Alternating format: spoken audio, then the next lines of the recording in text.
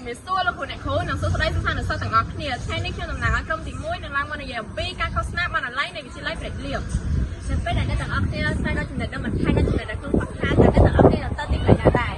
សម្រាប់សាលារៀនចំណុចថ្មីនៃវិទ្យាល័យព្រែកលៀបរបស់យើងខ្ញុំមានបណ្ណាល័យសិទ្ធិបទទី21ដែលមានសិភៅជាច្រើនបែបហើយថែមទាំងមានទីធ្លាធំទូលំទូលាយបើសិនជាអ្នកទាំងអស់គ្នាចង់ដឹងនិងឃើញបន្ថែមទៀតនោះសូមទៅទស្សនាទាំងអស់គ្នា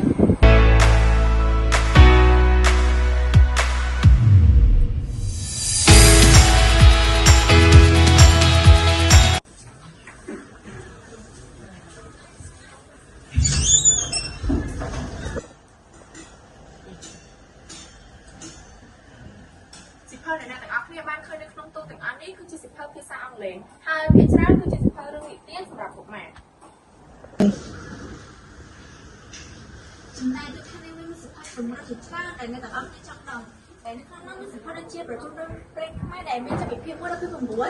សិភៅកសិកម្មសិភៅថែទាំសុខភាពនិងទស្សនវិស័យពាក់ព័ន្ធជាមួយនឹងច្បាប់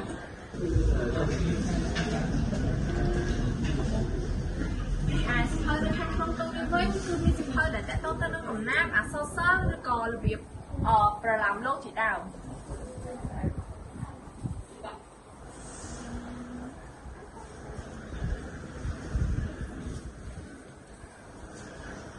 ហើយមានទាំងសិភៅតកតទៅនឹងជីវប្រវត្តិរបស់អ្នកប្រាជ្ញសិភៅតកតទៅនឹងគំនិតរបស់អ្នកប្រាជ្ញតកតទៅនឹងគំនិតរបស់មនុស្ស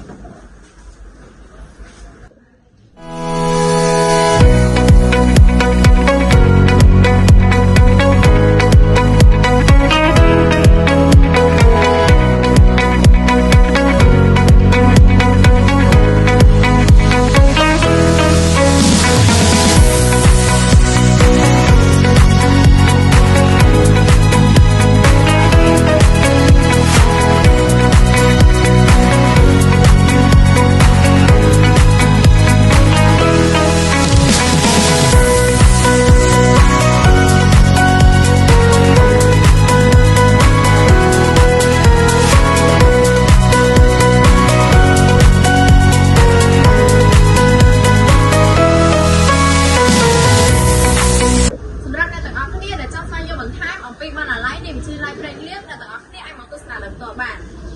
នចាប់ឆ្កែចេញដល់ថ្ងៃសៅរ៍ខ្ញុំទាំងអស់គ្នាសូមអរគុណ